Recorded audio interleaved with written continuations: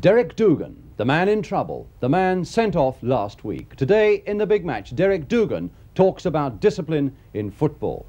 But first, it's the present-day Spurs as we go back to White Hart Lane yesterday.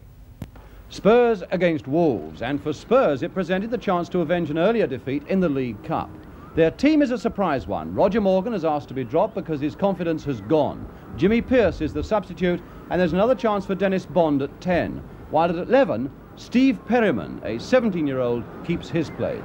He'll face a tough game against a competent Wolves side, made stronger by the arrival of number 8, Mike O'Grady, from Leeds. Now, while we wait for referee Vernon Batty of Cheshire, I should just say that as we had slight technical trouble at the very start of the afternoon, the opening moments of this game come from our camera behind the goal.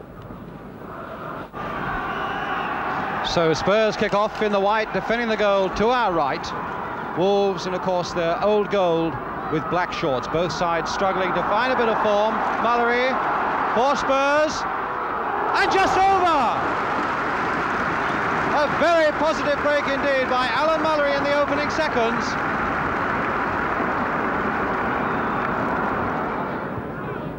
Bailey to Bernard Shaw. And now Wagstaff.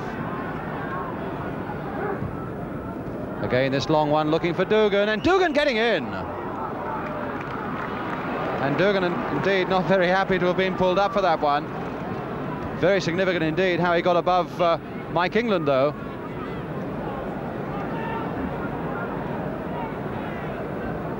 Some 10 yards or so outside the Spurs penalty area. McCalliog and Wagstaff, and Greaves lining it up. McCalliog going over it. Wagstaff out to O'Grady, couldn't quite control it. Curran over his head and punched away from under that bar by Jennings. Good piece of play by Curran here. Munro. A good switch there towards Wagstaff. What a good ball that was from Munro. And now McCalliog at the near post, and it's almost there. Mistake by Jennings, and finally pumped over by Collins. Not too much support for Greaves. Gilzine. 7 Wolves defenders now back. Gilzine to Greaves. Chivers. Perryman. A 1-2 there to Chivers. Bond. And a good save from Dennis Bond. Dougan again to Curran, to Bailey, and now to Wagstaff. Shaw going up on the outside, and Curran going in. A goal! Hugh Curran from Wagstaff's cross. Hugh Curran's 10th goal of the season with 10 minutes to go to half-time. Stealing in on the blind side of this Spurs defence to put Wolves ahead. But even he's not the biggest man in the side, because his goalkeeper is 6'3", Phil Parks. But now it's Mullery. Bond jinking his way past Wilson. Bond with a shot.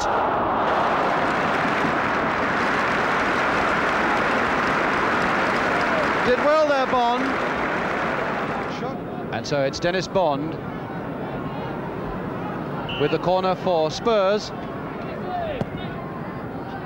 Chivers, and a good header just wide by Collins, who really specialises in coming in with thundering headers like that from corners.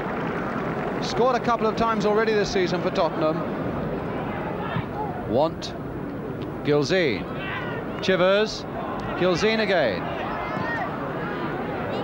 Floating it in towards Bond, trying his shot against the bar. Bad luck by Bond. And now Collins.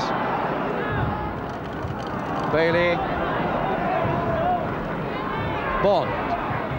Switching it to Knowles. Greaves going for this one, turning well. Greaves! Superb control by Jimmy Greaves. turning so very quickly with that ball always under control, with defenders skidding in the opposite direction, trying to pull up as quickly as they can. Just 20 minutes to go.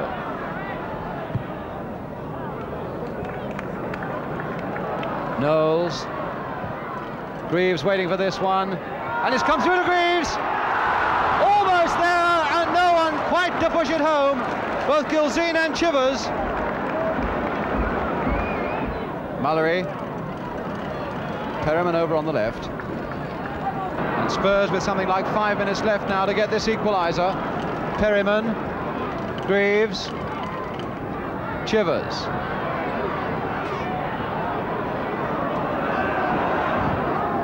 Collins well up again. Again, not judging that header very well. Pushed in the back very badly.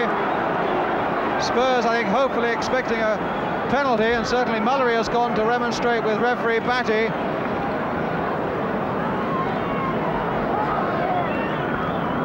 But he's given an indirect free kick. That's what the arm aloft means, an indirect free kick to Spurs inside that penalty area.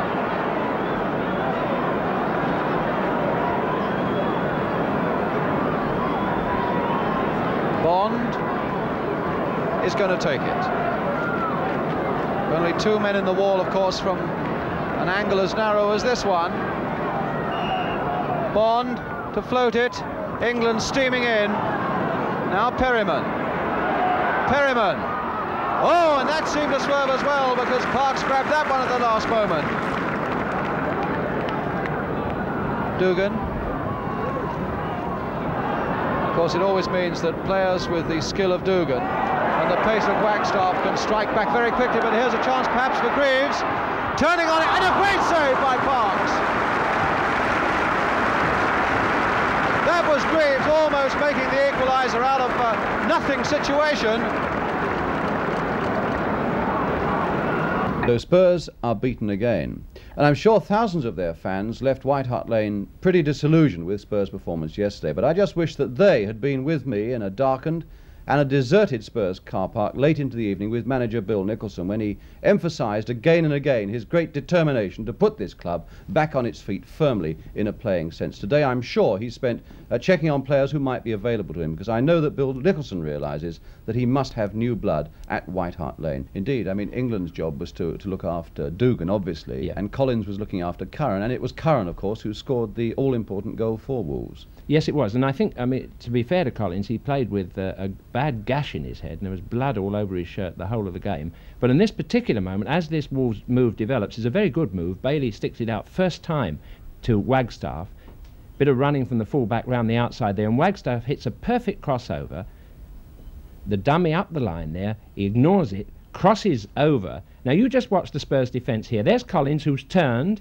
He's falling over. Curran has come in. He slipped in between Knowles and Collins, and neither Collins nor England is in a position to jump and head that ball away. And Curran is such a marvellous header of the ball. He makes no mistake from then on. Absolutely beautiful header.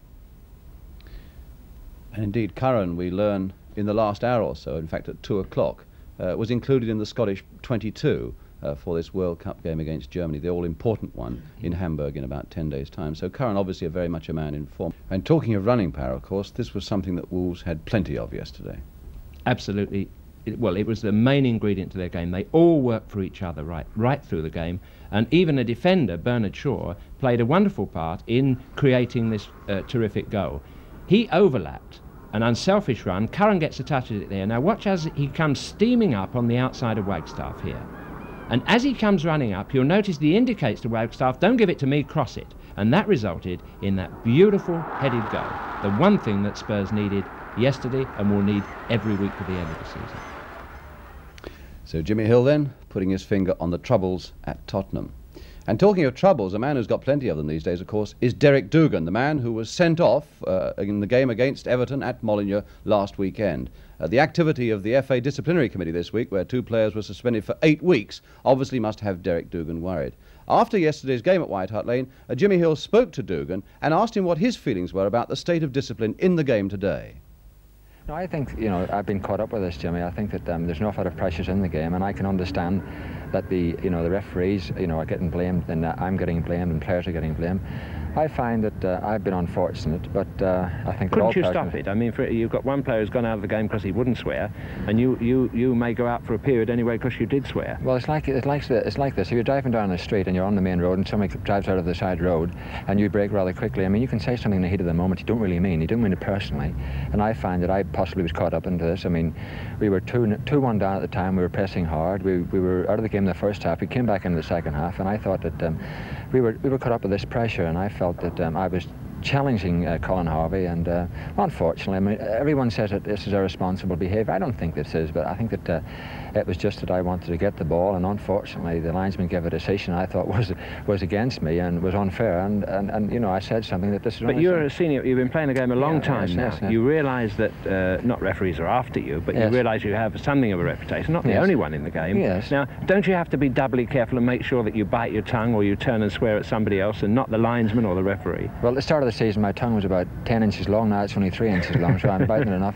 No, seriously, I find that the most experienced players today are getting caught up in this, and they're getting their names taken, and I feel, Jimmy, that this is something that you just can't talk about it and it'll correct itself overnight. This is something that possibly, I mean, the players may be wrong, the referees may be wrong, the administrators may be wrong, the people who lay down the legislation may be wrong. And it's very, very difficult, and I really can't say the answer myself. And I played in that game yesterday, and I find that I try to keep my temper yesterday. Is it affecting your game? I mean, this is the point. It did affect me yesterday because there was at least, I think that I played yesterday, and I can't remember a foul being given against me yesterday. I tried to keep my composure yesterday, and I took 1 or 2 bumps yesterday. I'm not trying to cry now, but I think that strikers, and I feel I'm an upfield player, that you've got to pay for this penalty that you bear on your shoulder being an upfield player. It doesn't deter me, really. I'll play the game. If you had charge of the whole of football now, there's a problem, what would you do about it? Well, I quite honestly, I deeply sympathise with referees. I think that... What would you do? I think, quite honestly, and I mean this sincerely, I think that referees are, the pressure that's on them, they're grossly underpaid, because I feel that, I don't think that you could make them full-time professionals. I think you've got to start into a level to give them more fees anyway, and a bigger fee. Would you give players longer sentences? Do you think that'll do it? No, I don't believe this is so. I don't think this is a deterrent at all. I can honestly feel that this will have no effect on the game whatsoever. I mean, there's lots I could say about this at the moment, but I feel that I'd best say nothing at the moment.